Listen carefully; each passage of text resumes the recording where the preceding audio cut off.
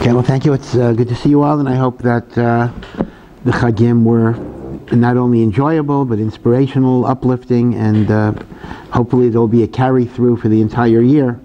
So I'd like to begin really with two unrelated just stories, kind of somewhat humorous stories.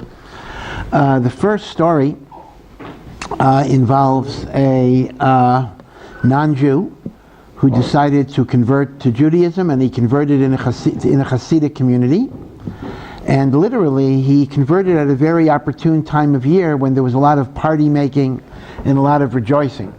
He converted, I believe, right before Rosh Chodesh Shvat. So that's pretty fertile. Rosh Chodesh, there's a very big party with a lot of drinking. And then 2 weeks later is Tu B'Shvat, big party. Then Rosh Chodesh Adar, Mishenichnas Adar, Marbim B'Simcha, we have great rejoicing in Adar. And then 2 weeks after that is Purim. And then 2 weeks after that is Rosh Chodesh Nisan. 2 weeks after that is Pesach. So this guy goes over to his friend Ivan and he says, what a wonderful religion this is. He says, every 2 weeks we have the gigantic parties, and in between there's Shabbos, and even during the week, there's Farbrengens and other things and drinking. You really got to check it out. So Ivan decided he would become Jewish also. Again, I'm not getting into the halachot of what process he went through, but Ivan becomes Jewish, but it took him a little while. So he converted shortly before Rosh Chodesh Tammuz, after Shavuos. So Rosh Chodesh Tammuz already, although it's not yet the 3 weeks, but you're approaching the month of the Avelut, the mourning over the temple, and then there's the fast of Shivas or Tammuz, and then there's the 9 days where there's no meat and no haircuts and no weddings and no music. So he's just hit with fast days and deprivations and suffering and restriction. So he goes over to his friend and he says, I don't understand. You told me this religion is just celebration, constantly celebration. And here, like every other day, there's a fast day and there's a deprivation. So the first guy scratches his head and says, I don't know, ever since you joined, it's been going downhill. But the truth of the matter is that is the nature of the Jewish calendar, right? The Jewish calendar really mirrors life. There is jubilation, there is joy, there is happiness, there is contentment, there is gratitude. And then there is sadness, and there is mourning, and there's yearning for something better to come into the world. And the truth of the matter is, life is a mixture of all of those different experiences. And in Judaism, we go through all of those different experiences. Now this gets us to the uniqueness of the season that we've just completed, what are called the Chagei Tishrei. Because in a sense, all of these contradictions and all of this complexity, we have actually experienced in the span of a little bit more than 3 weeks. If you count Elul as part of it, you have the whole month before that. We have the somberness, the seriousness of Rosh Hashanah, in which we stand before God and we plead for our lives. And remember Nisan Tokef, which talks about even the angels in heaven tremble. And of course, even Rosh Hashanah is a bit schizophrenic, because on one hand, we are very concerned who will live and who will die, and yet Rosh Hashanah is also a Chag, is Yom Tov, where we rejoice. And then we have Yom Kippur. And then we have the joy of Sukkot, and the unrestrained joy of the last day, Shmini Atzeret, Simchat Torah. In the diaspora, they had it today, or they're still having it today. Well, depending where they're at, but in the United States, they're still celebrating Simchat Torah. So the point basically is that Tishrei is almost an acceleration of time, an acceleration of life, because it's the beginning of the year, it's the first month of the year, so it sets a template, it sets a pattern in which in life there are going to be many experiences. There will be experiences of joy and experiences of sadness. There will be experiences. In fact, it's an interesting thing. I mean, this may sound unusual, or you may identify with this. There are people who actually say, maybe they don't say it because they're a little embarrassed to say it, but they definitely think it, that they enjoy Tisha B'Av more than Simchat Torah. And, in fact, I don't want to get too autobiographical here, but the point basically is, that is not a nonsensical statement. There are people who connect more to God with introspection and seriousness, and they're not necessarily into the singing and the dancing.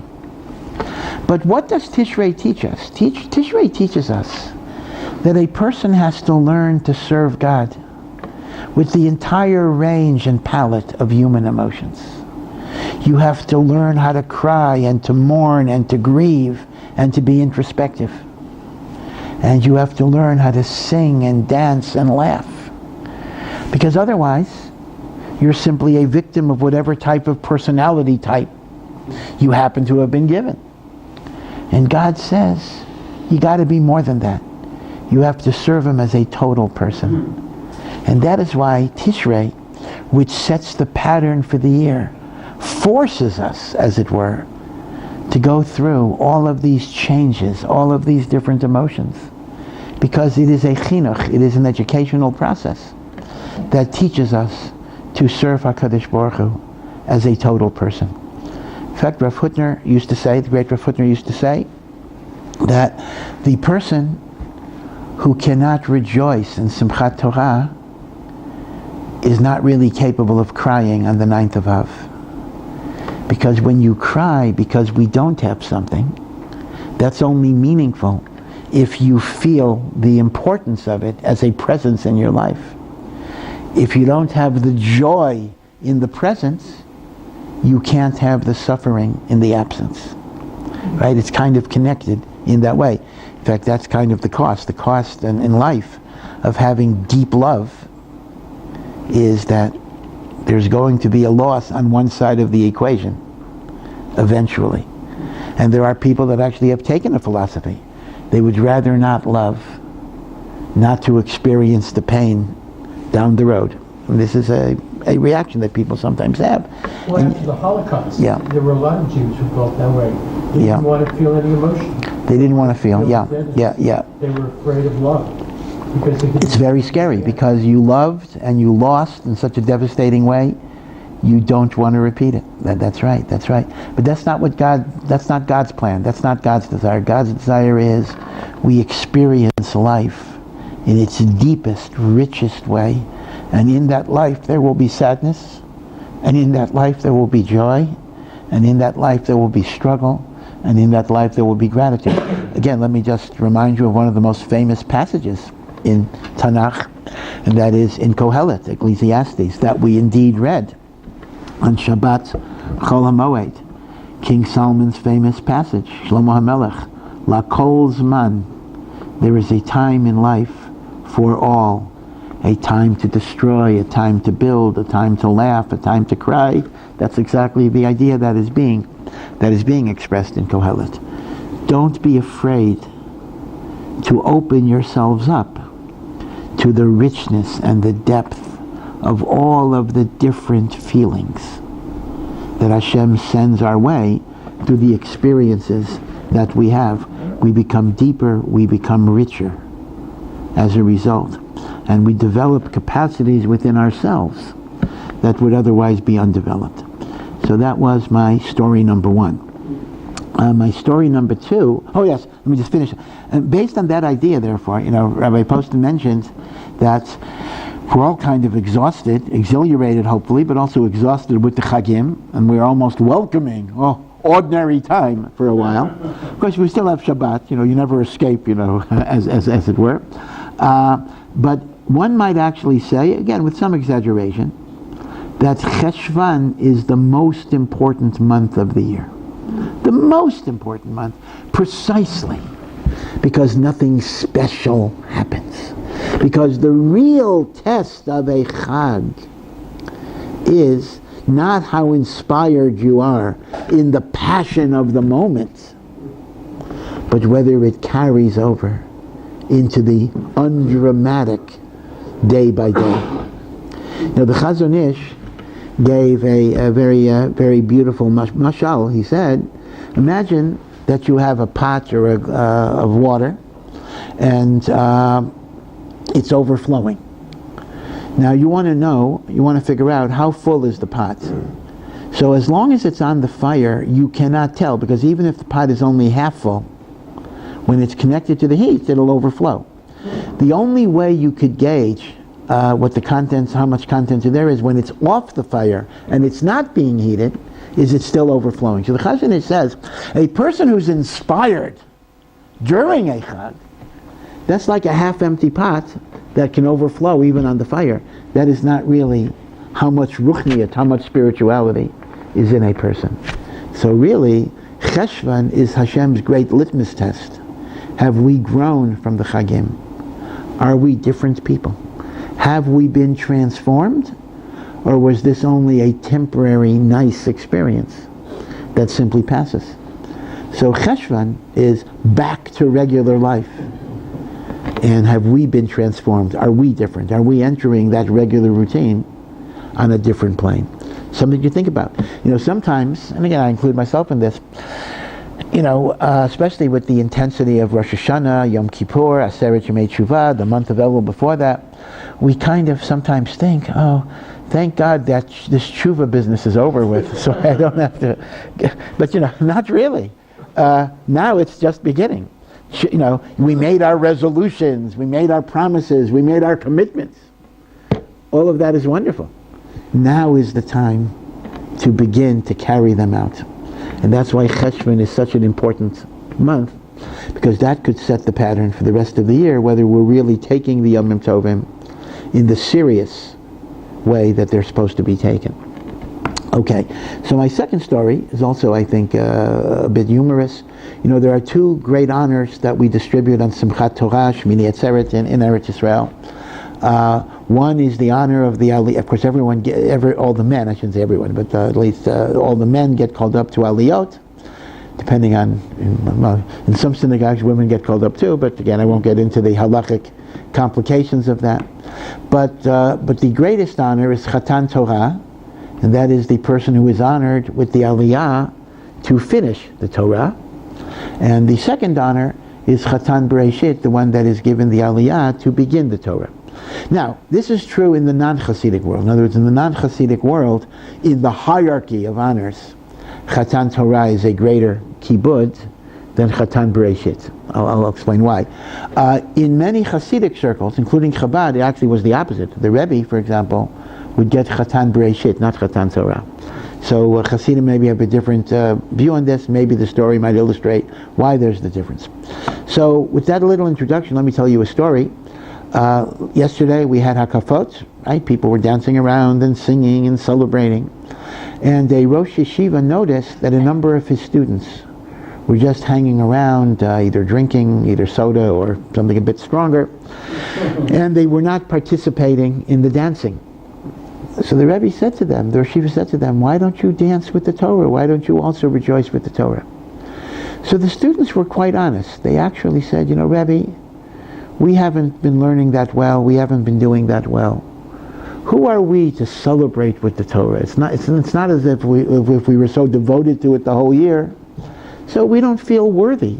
And again, I accept that answer as a sincere answer. We don't feel worthy to be dancing with the Torah because we are not scholars, we are not learners, we are not matzmidim, we are not people who really, really are devoted to the Torah. So what gives us the right all of a sudden when it comes to the fun and the games, we're going to sing and dance? So the Rebbe said, you're making a big mistake. Because let's compare the two aliyot, Chatan Torah and Chatan Bereshit. First of all, the word Chatan is very interesting. Chatan, of course, generally means a bridegroom. And the concept is a Jew should feel married to the Torah. Right? The Torah is our Eshet Chayil, so to speak. So the Rebbe said like this, in the non-Hasidic world at least, Chatan Torah is given to the most eminent person of the Kehillah. Maybe the Rav, the head of a yeshiva. Some shows auction it off for money. Okay, that's another thing. But generally speaking, it is a kavod that goes to the most eminent person of the congregation.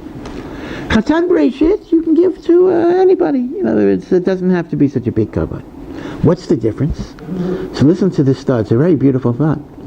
Chatan Torah is a celebration of accomplishment. We finished the Torah. It celebrates what was done, what was finished, what was completed. So who deserves the Chatan Torah?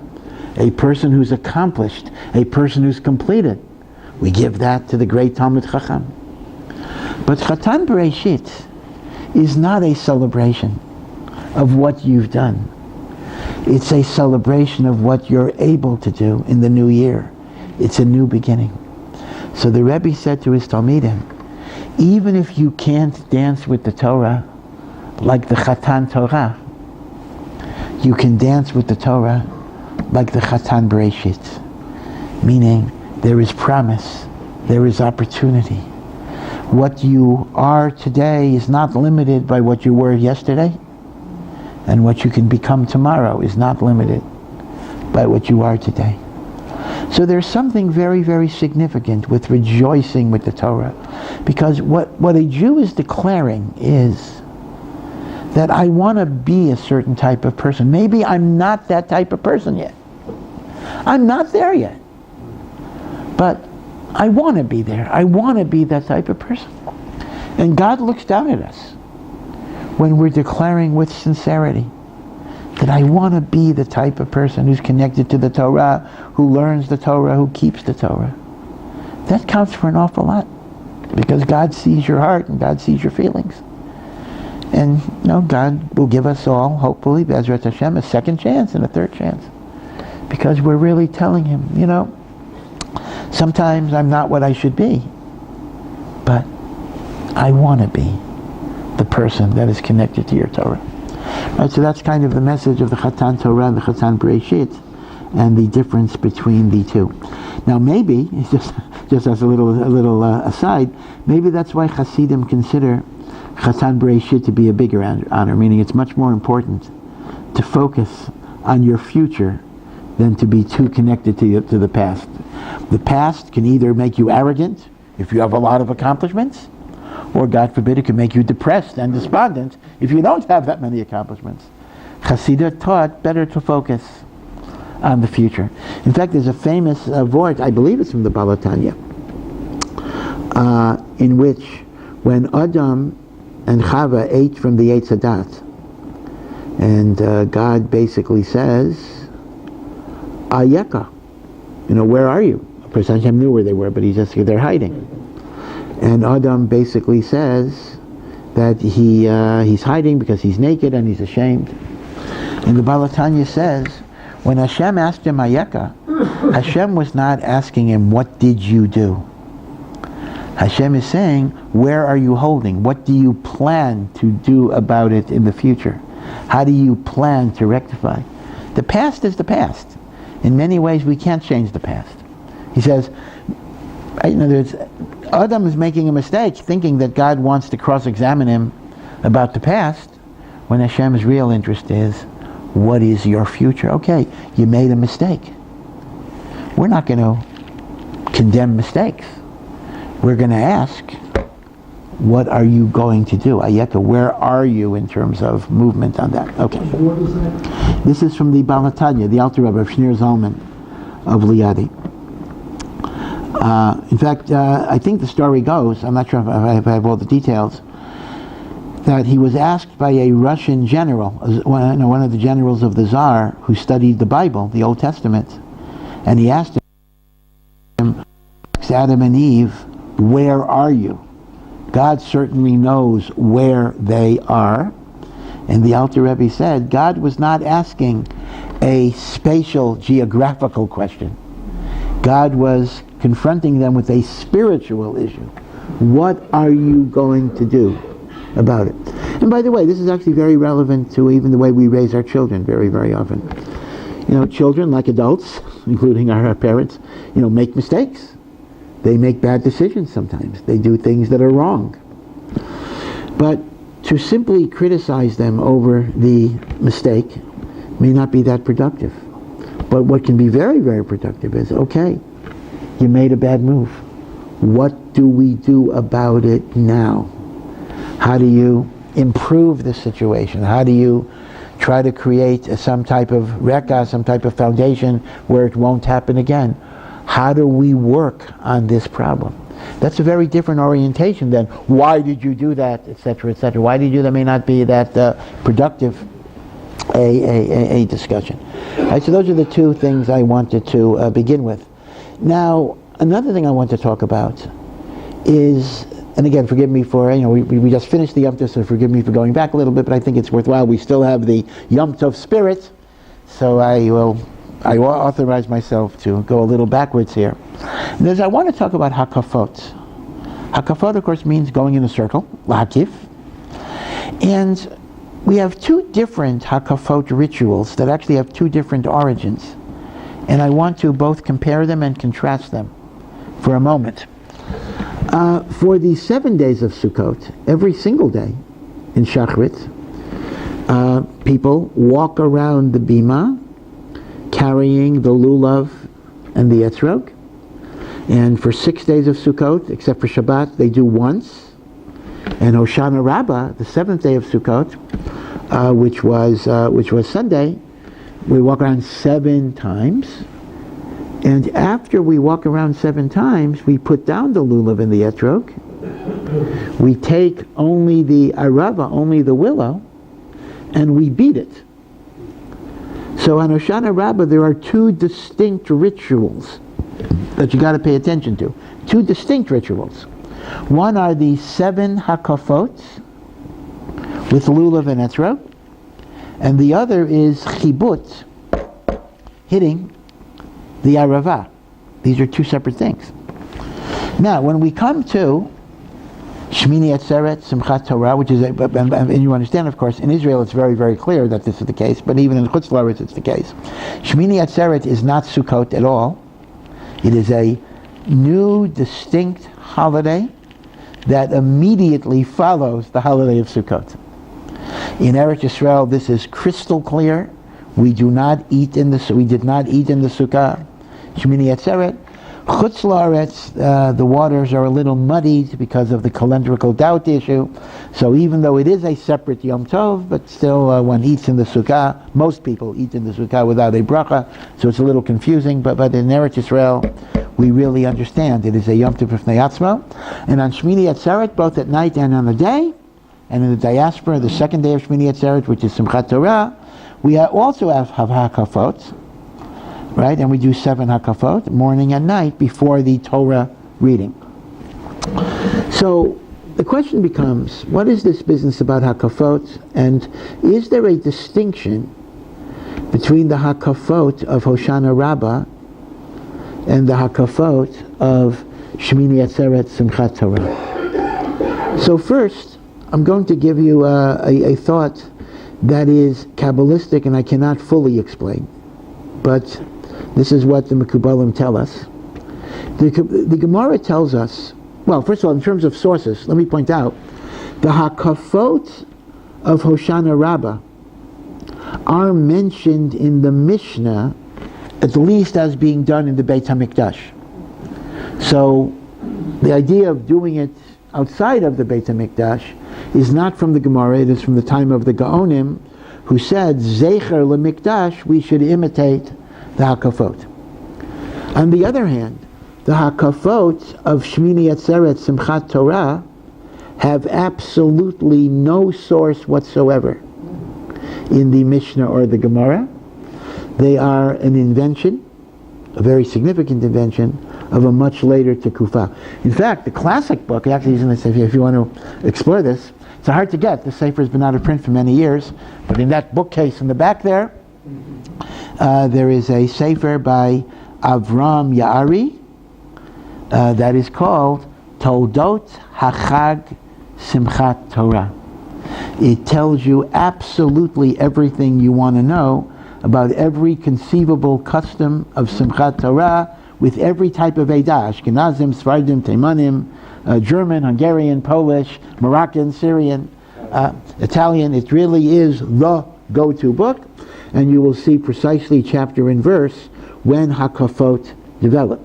So just in terms of getting your knowledge straight, remember, Hakafot of Hoshana Rabbah were always done in the Beit HaMikdash, that is in the Mishnah, and then it was extended even outside of the Beit HaMikdash. Hakafot of Shmini Atzeret Simchat Torah is a much later point. Is it modern? No, I don't mean modern. It's from the Gaonim. It's at least it's 1,000 years old. But what I mean is it's post-Talmudic. It is not a law of the Talmud itself. Now, with respect to the Hakafot of Hoshana Rabbah, The Gemara draws an analogy to the conquest of Yericho. Yericho, which may or may not be the present site of the city, was the very first city that was conquered by the Jewish nation under Yehoshua ben Nun. And the way Yericho was conquered was in kind of a miraculous fashion. We walked around the walls once for 6 days. And on the seventh day, which was Shabbat, we walked around the walls 7 times. And in the words of the famous black spiritual, and the walls came tumbling down. So, in a mystical way we don't understand, to be makif, to surround a barrier, is connected metaphorically with the barrier falling down. Is this why the woman walks around the man 7 times? That is correct.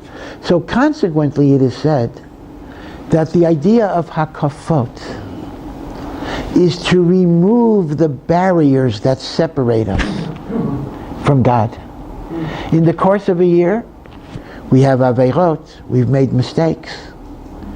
Maybe the aveirot are not so big, but you know the expression, death by 1,000 small things desensitize us, make us coarse, unfeeling.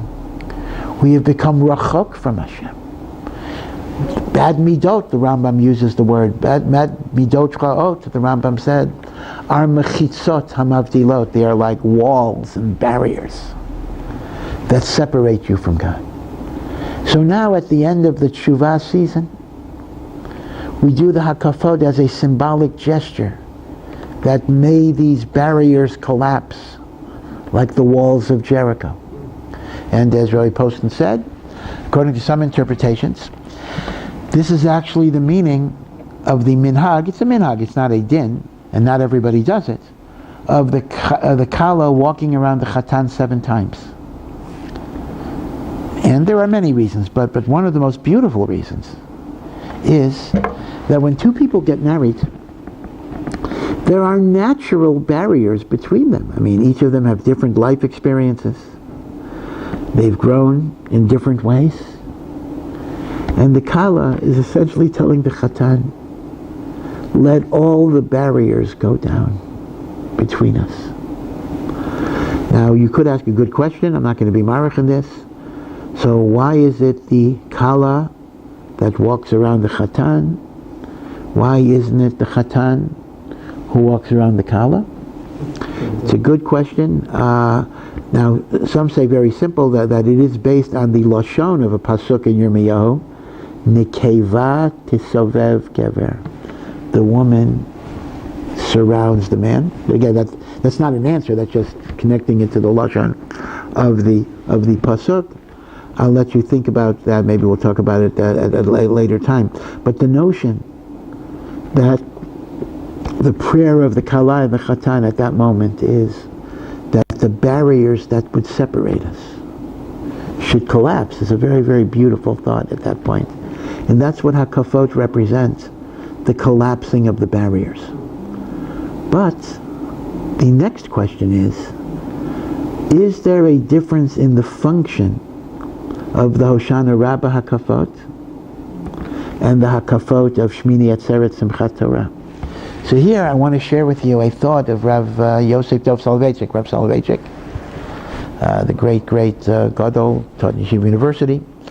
It's interesting, a little bit of gossip. Since the Haredi world in Eretz Yisrael, and to some degree even in the United States, doesn't like YU, they consider YU not to be religious enough yeshiva, although that's almost a slander. So whenever they have occasion to quote Rabbi Soloveitchik, they always identify him as the Av Bet Din of Boston. Because Rav Soloveitchik, lived in Boston and he commuted, so they don't say Rosh Yeshivat Yitzchak Breitowitz, which is YU's official name. So whenever you see, there are svarim that are based on Rav Soloveitchik's teaching that identify only Boston. But okay, but be it as it may, Rav Soloveitchik offers a beautiful insight. And here you have to have a bit of a mental picture here. when we do Hakafot and Hoshana Rabbah, we circle with our lulav and our etrog, and in the middle there are people who are holding the Sifrei Torah. So we are encircling the Torah while we're holding our lulav and our etrog.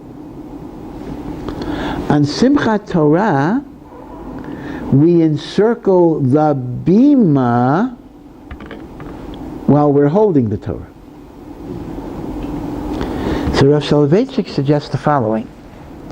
The Hakafot of Hoshana Rabbah and the Hakafot of Simchat Torah represent kind of going up a level. And the way it works is the following.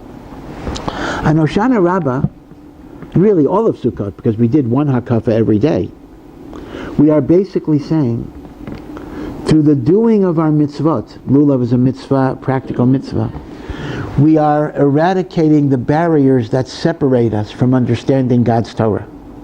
Because a person can truly understand God's Torah only if they have Yirat Shamayim. What do we say? What does Mishlei say? Reishit Chachma, Yirat Hashem. The beginning of wisdom is Yirat Hashem. Yirat Hashem means I keep God's mitzvot. So what you're doing on Sukkot and Hoshana Rabbah is, in other words, Hakafot is collapsing the barriers, right? That's the common denominator. But what barriers are you collapsing? The barriers that separate me from the Torah should collapse by my commitment to the mitzvos of Hashem that exemplify Reishit Chachma, Yirat Hashem. But on Simchat Torah, you're now collapsing a different barrier. Technically, when you're dancing with the Torah, what are you dancing around?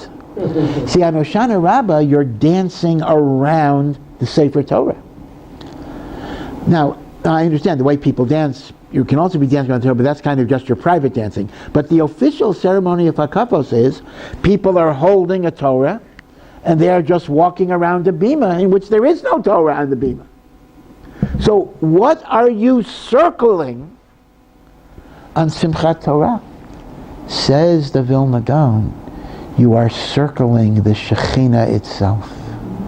You are circling God. The Vilna Gaon says that although the Hakafot of Simchat Torah came later, as I said before, it is based on the messianic dance around the Shekhinah that is described in different sources. In fact, the Vilna Gaon took this so seriously that he actually said that if you had a bima that had steps that kids could sit on, it says children were not allowed to sit on those steps during the Hakafot around the bima, because this was the makom of the Shekhinah. So, look at the progression here. This is a brilliant insight. Again, Kedarko, as Rav Soloveitchik's insights are always very brilliant. Hoshana Rabbah, we connect to the Torah through our commitment to mitzvos. On Simchas Torah, we connect to the Shekhinah through the limud of Torah. And therefore it's at the higher level of a direct connection to God. And that's why Hakafos are very, very serious stuff. Yes, happy, joyous, lebedik, but it's very, very serious in that sense. David HaMelech used the phrase, Gilu bira'ada. Gilu bira'ada. Rejoice with trembling. That's why those of you that are aficionados of Chazanot or Nusach know that throughout Shmini Atzeres Simchat Torah, at various points in the service, an experienced Chazan or Baal Tefillah will use nigunim from the Yomim Noraim, from Rosh Hashanah and Yom Kippur. Now, some people think that's just Simchas Torah shtick, that's shtick, meaning you take the very serious nigunim and you put it in a time and place where it's fun and games. It's a parody, so to speak. But that is absolutely not the case. For number one, the Korban Musaf of Shmini Atzeres happens to be the same Korban as Yom Kippur. It's what? It's the same Korban as Yom Kippur. The Musaf of Shmini Atzeres is the same Musaf as Yom Kippur. Same one. I don't mean the Holy of Holies, I mean the one that's not brought into Kodesh HaKadoshim. And this is also the idea of seriousness, that in a sense this is a day of... In fact, it's interesting that, those of you that have English machzorim from the old country or whatever it is, so now of course either Art Scroll or Koren now, Rabbi Sachs, is the machzor of choice. But before Koren there was Art Scroll, right? And before Art Scroll there was Birnbaum. Remember Birnbaum? Again, I'm referring to Americans. England have their own machzorim. And before Birnbaum there was Adler, which is indeed a product of England. Now, in the Adler Machzor, when they have inserts for Shmini Atzeret, they translate Shmini Atzeret, the 8th day of solemn. Remember that phrase, the 8th day of solemn assembly. Now, where on earth do you get solemn? Assembly you can get, Atzeret. Different translations, but one of the translations of Atzeret, the day of ingathering, assembly. Atzor, meaning don't go home, stay in town. Atzeret, Latzor. But solemnity, the happiest day of the year. V'yisa ach sameach, the Vilna Gaon says, the only mitzvah of Shmini Atzeret is to be happy. No lulav, no sukkah. What's the mitzvah? Be happy. So where on earth do they get solemn assembly? Doesn't fit at all. And I don't have an answer to that. But if we could make a drush on an English translation, maybe there's a connotation that in that joy there's an awesome solemnity at the same time. So they tell the story that there was a man who went to the Chidushei Harim, and the first Ger Rebbe, Rabbi Yitzchak Meir Alter, and he felt cheated because he was not given a hakafa with the Sefer Torah. People complain, why didn't I get a hakafa? And the Chidushei Harim said, maybe it's better that you don't have a hakafa. When a person takes an oath in a Beis Din, a shvuah, and today Beis Dins don't even allow you to take an oath because if God forbid you take a false oath, that is such a tremendously great sin to swear falsely in the name of God. In fact, this concept that Jews don't take oaths, even if it's true, people misunderstand it.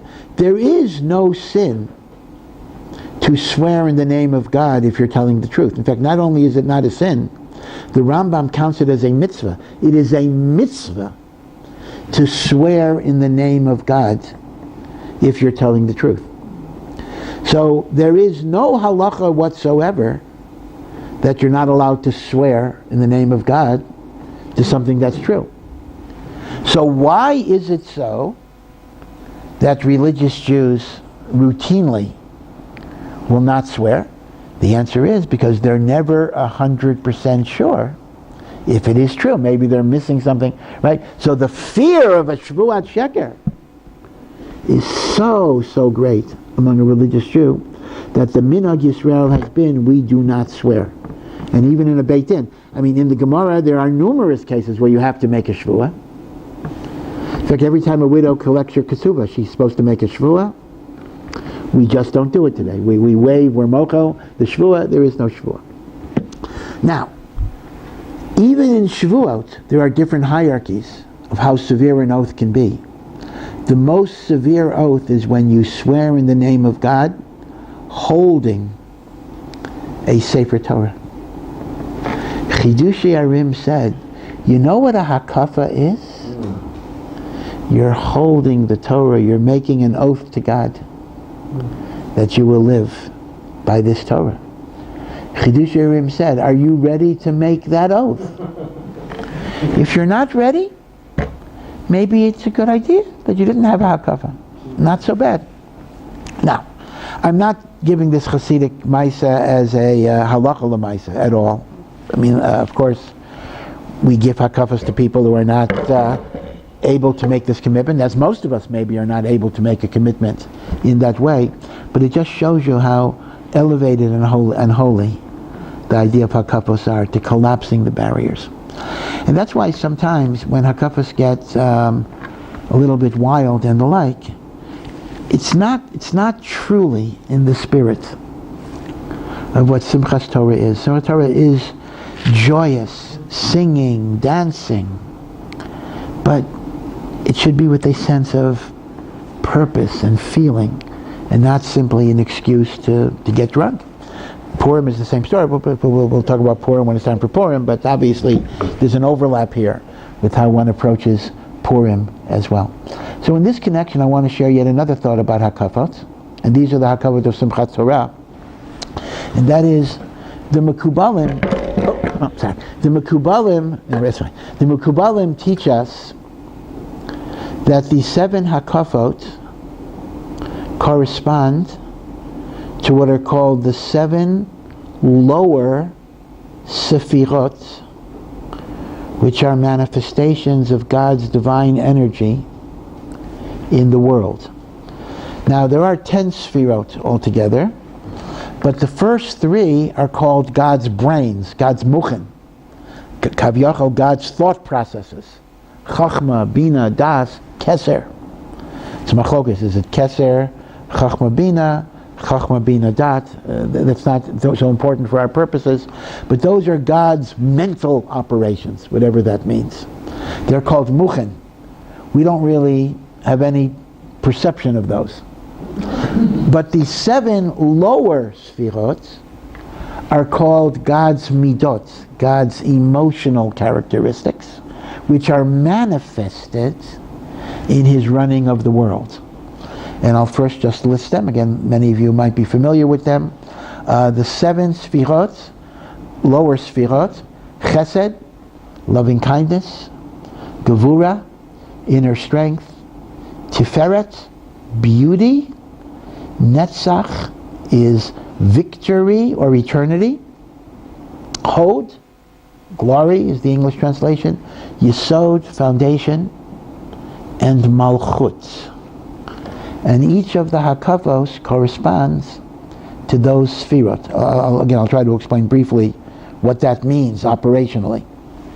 Now, Kabbalah also teaches that there are 7 great personalities who in their lives exemplified that particular aspect of divinity and thereby brought it into the world. Abraham represents the sphera of chesed, of loving kindness. Yitzchak is gevura, which is referring to introspection and discipline, which is needed. In fact, too much chesed, you're right, you give your kids candy whenever they want, they lose their teeth. Too much chesed produces Yishmael. We needed gevura as the corrective, but too much gevura produces an Esav. So chesed is hakafa number 1, Avraham. Gevura, hakafa number 2, Yitzchak. Now, the third sfira is Tiferet. Now, Tiferet is beauty. Beauty is said to be the synthesis, the harmonization, the balance between chesed and gevura. And that is exemplified in the life of Yaakov Avinu. And because he synthesized and combined chesed and gevura, all of his children have the holiness of the Jewish people. There is no excluded segment. Tiferet is also called Emet, and it's connected to Torah. Now, I don't know, the famous English poet, John, I think you pronounce it Keats, right? It's spelled K-E-A-T-S, but I think it's pronounced John Keats, if I remember. And he wrote in his famous poem, "Truth is beauty and beauty is truth." Wow, that's exactly what Kabbalah says. Tiferet is Emet. Emet is Tiferet.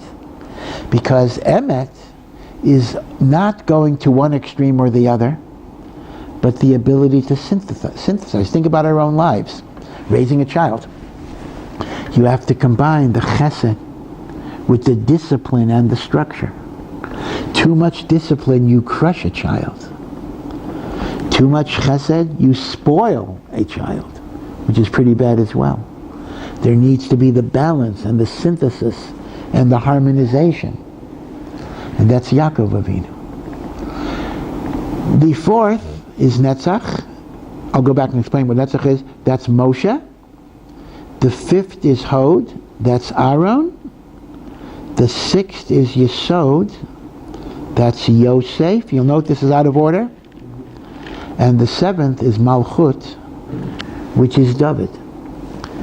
Again, in Kabbalah, Moshe and Aaron are 4 and 5, and Yosef is 6. And you may know as well that for the Ushpizin on Sukkot, many follow the Kabbalistic order in which Yosef is number 6, even though he was before, chronologically, Moshe and Aaron. I'll explain the logic of that in a moment. And that's why even the songs of the Hakafot are not an accident. Right? David Melech Yisrael Chai V'Kayam, whichever niggin you sing it, is a standard Simchas Torah song. So some people think, I can sing it anytime. I'll sing it. I'll cover number 2. In fact, I saw this. Somebody sent me a song sheet of recommended songs for Simchat Torah, and and the rabbi wanted to be very specific, like which song will be sung. So he put in Hakafa number 3. Let's sing David Melech Yisrael Chai V'Kayam. Now maybe I'm being pedantic, but I said, no! David Melech Yisrael Chai V'Kayam is only Hakafa number 7. That's where it belongs. There's a piyut that people sing. Ein Adir Kashem, Ein Adir, right? That's a very, very popular piyut. People sing it with even if they're Ashkenazim, they sing it with a Svardit, Havaras Svardit, which is very, very strange, because the piyut is not at all from Svardim. The piyut was written by the Kuznitzer Rebbe, the Polish or Hasidic Rebbe, and I'm not sure if he started the idea of singing it in Svardit or not. But Ein Adir Kashem, and the second line is Ein Baruch Kiven Amram. So part of this is a praise of Moshe Rabbeinu. So which hakafa do you have to sing it in? The fourth hakafa. Right? There's a reason why it's in different places. It's connected to this idea. Now, what you're trying to do Kabbalistically, when you're collapsing the barriers, we're now getting into a much more specific collapse. You're trying to bring into the world that particular midah, hakafa 1 of Avram's midah, Yitzchak's midah, number 2, Yaakov, Moshe, Aaron, David. In other words, it's not just the general collapsing of barriers, but it's very specific. So what are you trying to do? So the first 3 are the easiest to understand. Chesed. You're asking Hashem, give me the power to be a kinder person, so I could bring more of your kindness and your benevolence into the world. That's the kavanah of Hakafa Rishona. The second Hakafa, give me the ability to be a more focused, disciplined person. A person could be a Baal Chesed, but he's all over the place. Gevura is the idea of prioritizing your time. And it sometimes means taking a nap, and it sometimes means not having an open house for a given hour of the day. So Gevura is help me be a stronger, more focused, more disciplined person.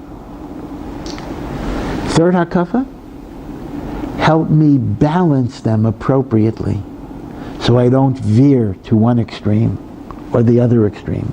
That's the midah of Tiferet, the notion of synthesis, harmonization, balance.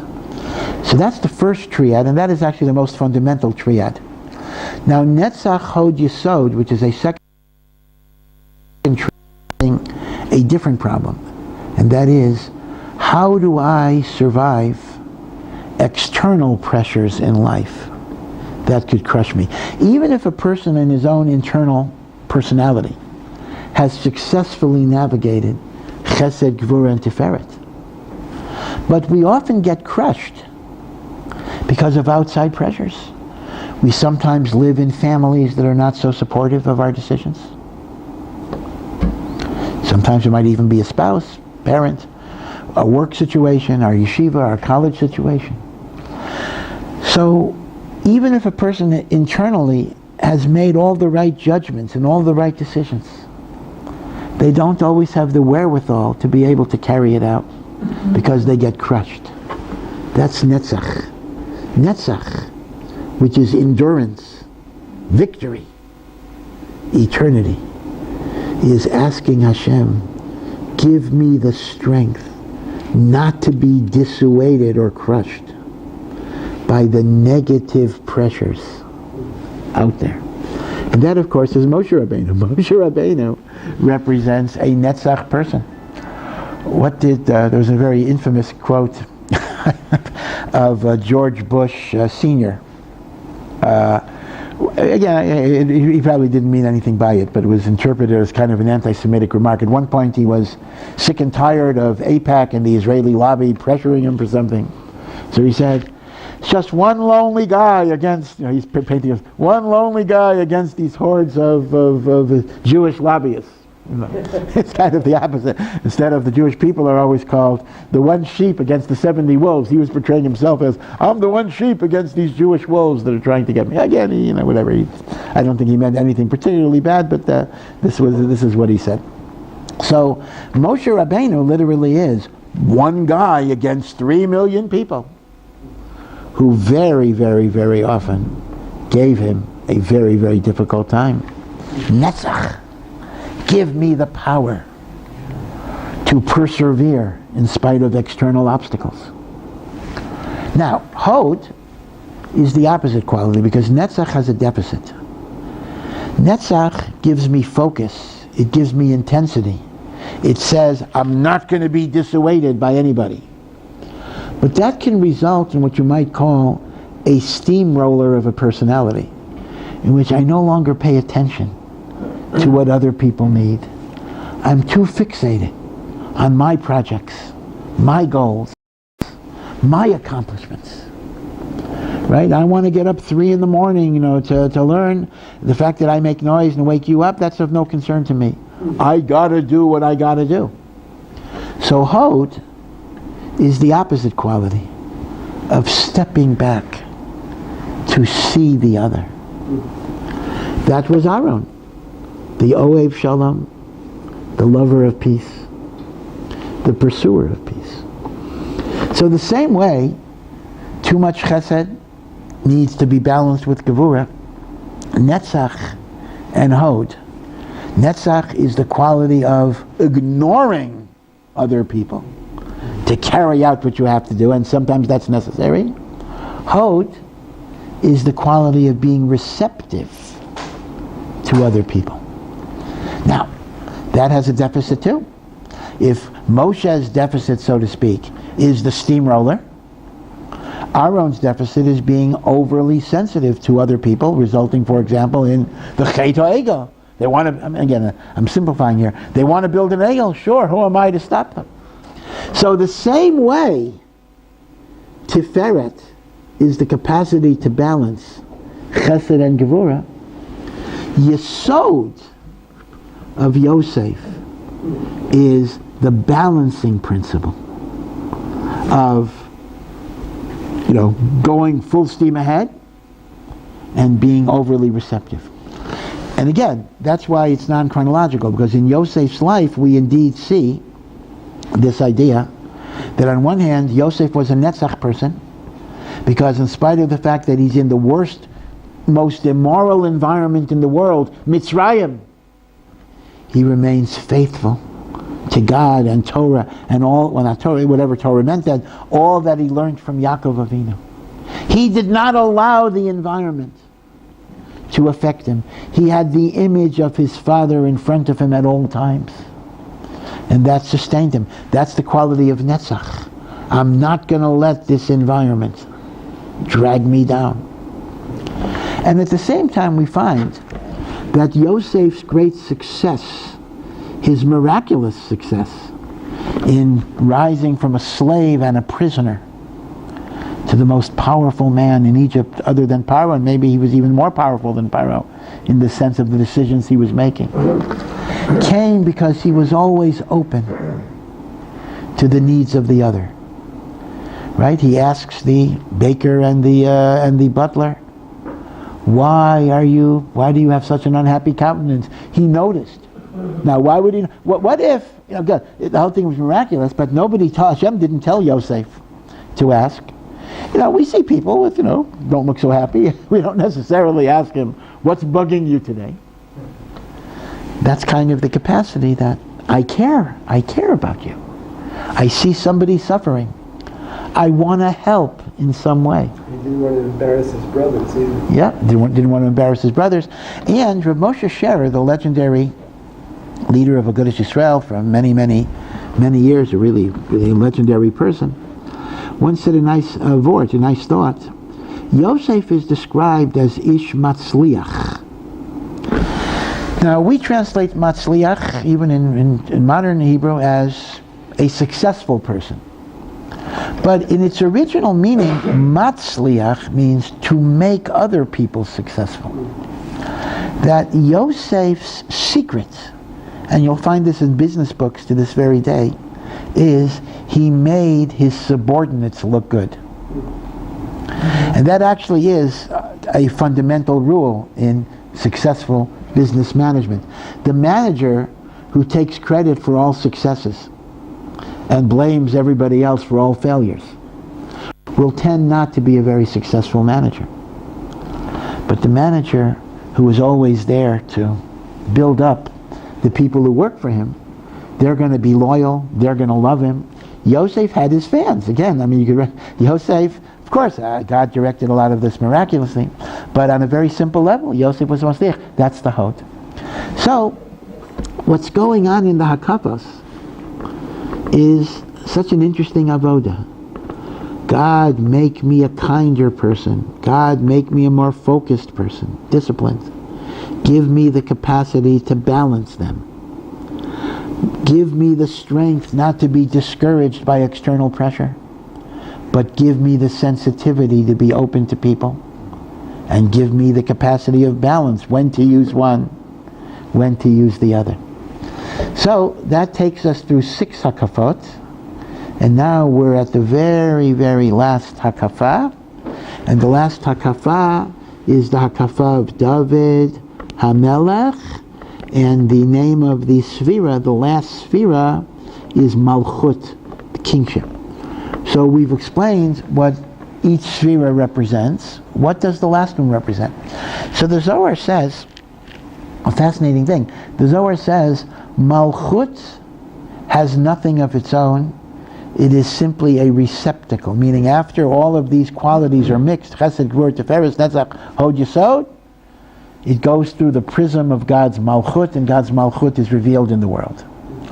David HaMelech exemplifies the idea of simply being an empty vessel for godliness, because David HaMelech realized that even his very life was not his own. Now the truth is that's true for all of us, but David realized it b'chush, because you'll recall that according to the Medrash, David should not have lived at all, but Adam Harishon, who was supposed to live 1,000 years even after the sin, gave 70 years of his life to the neshama of David, so that David could live in the world.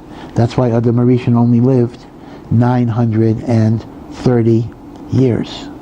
So David HaMelech had an awareness that life is a gift, and his whole purpose in life is to be nothing more or less than a reflection, a conduit for the glory of God. And that is how we end the Hakafot. That with all of these barriers collapsing, let me live a life that is devoted to the glory of HaKadosh Baruch Hu, and bring Hashem's Malchut, bring His kingship into the world. So this is a serious thing. Now, in many Machzorim, Art Scroll as an example, you will actually see that after each hakafah, there's actually fairly lengthy prayers that are recited that are based on these themes. I am not aware of a single place that actually says these things, but they are very, very, very worthwhile to at least study or learn before hakafot, just to know what it is that one thinks about during the hakafos. So, in fact, it was interesting. When I was a rabbi in Silver Spring, yet I don't want to get too politicized. So there were various issues. Women sometimes felt excluded from hakafot because in many shows they were not dancing with their Sefer Torah, etc. So, as is often the case, there were many women were not many, but some women were complaining. So what I myself did was I took off 2 hours from the shul hakafos, and I gave women a shir on the hakafos. And I actually thought the women got a better deal, but in that way. And in that shir, we went over these tefillos. So in a sense, maybe the men did more dancing, but the women got a deeper, more meaningful understanding of what the dancing was about. So it's hard to do both. That's the truth. It is hard to do both because if you're doing all the dancing, there's literally no time for these tefillot. So unfortunately, we live in a world where you have to make choices. But hopefully, if you could study it before Simchat Torah, you'd have a better, deeper understanding of what all of this is about. Again, it's a very, very beautiful, very, very powerful idea of collapsing the barriers and connecting them to the Sefirot. And as I say, that's why the Kabbalistic order has Yosef number 6, because Yosef, although he was earlier chronologically, Yosef represents the synthesis between the Netzach of Moshe and the Hod of Aaron. So anyway, I wish you all a good year, Shana Tova Metuka, and may it be a year of Gula and peace, and for us and for all of Klal Yisrael and the whole world. Amen.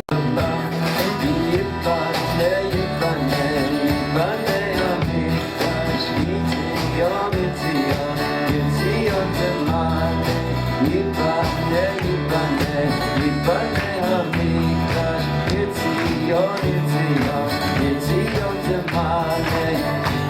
your